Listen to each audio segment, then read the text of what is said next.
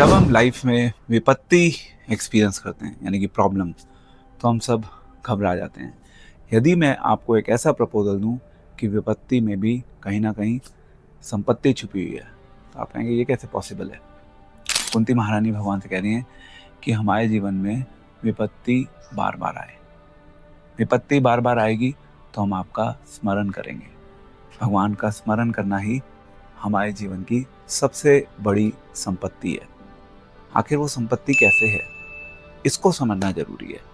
At least हम इसकी प्रार्थना तो शायद नहीं कर सकते, बट यस, जब भी हमारे जीवन में प्रॉब्लम आएगी तो हम उस प्रॉब्लम को कैसे संपत्ति के रूप में देख सकते हैं, हम इसको विजुलाइज कर सकते हैं इन 5 कॉन्सेप्ट्स के बेसिस पे। सबसे पहला कॉन्सेप्ट है कि जब हमारी लाइफ में प्रॉब्लम आती है, सो प्रॉब्लम का आना मीन्स हमें इस संसार की रियलिटी के बारे में पता चलता है, इस संसार की रियलिटी का अनुभव होता है। क्योंकि अल्टीमेटली अगर हम इस संसार का सही ढंग से एनालिसिस करें तो हमें पता चलेगा कि ये जो संसार है ये अपने आप में प्रॉब्लम से भरा हुआ है। सो रियलिटी का पता लगाना है तो डेफिनेटली हमें कहीं ना कहीं प्रॉब्लम्स को फेस करना होगा, एक्सपीरियंस करना होगा। This is point number 1।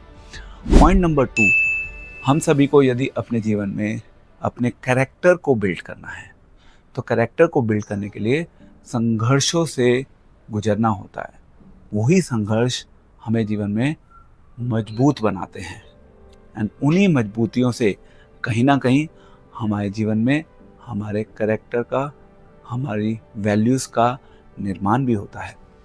So no problem, विपत्ति आएगी, हमें उसको फेस करने के लिए तैयार रहना चाहिए। तो ये हो गया दूसरा पॉइंट। तीसरा पॉइंट, हम सब के अंदर कुछ ना कुछ स्ट्रेंथ हैं, कुछ ना कुछ वीकनेसेस हैं एंड टाइम टू टाइम हम चाहते हैं कि उन स्ट्रेंथ एवं वीकनेसेस का हम एनालिसिस कर सकें, उनके बारे में पता लगा सकें कि एग्जैक्टली हम कहाँ स्टैंड करते हैं। तो जब प्रॉब्लम आती है तो प्रॉब्लम्स के फेज में हम सभी को उन स्ट्रेंथ एवं वीकनेसेस को एनालाइज करने का एक विशेष अवसर मिलता है, विच इज़ नीडेड। तभी तो हम लाइफ में अपनी पोजीशन को चेक कर पाएंगे। कई बार हम बातें बड़ी बड़ी कर सकते हैं, बट यदि हम रियलिटी को फेस करने में कमज़ोर पड़ गए तो बातें तो केवल बातें ही रह जाएंगी। हमें बातों से आगे बढ़ना है।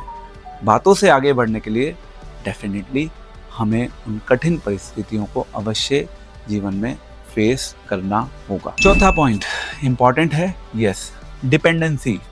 जब भी हमारी लाइफ में प्रॉब्लम आती है तो हम किसी को अप्रोच करते हैं, किसी एक्सपीरियंस पर्सन को अप्रोच करते हैं, किसी हायर अथॉरिटी को अप्रोच करते हैं, मे बी टीचर को अप्रोच करेंगे। हम उससे उस प्रॉब्लम के बारे में डिस्कशन करेंगे, हम उससे सीखेंगे, समझेंगे, जानेंगे।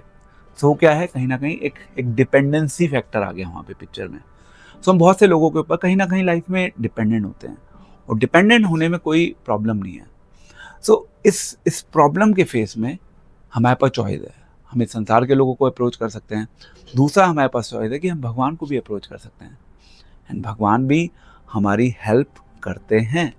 सो इन ए वे लाइफ में यदि हम भगवान के ऊपर डिपेंडेंट हो रहे हैं तो उसमें कोई प्रॉब्लम नहीं है, क्योंकि भगवान हमारी लाइफ की सारी प्रॉब्लम्स को टेक केयर करने की क्षमता रखते हैं।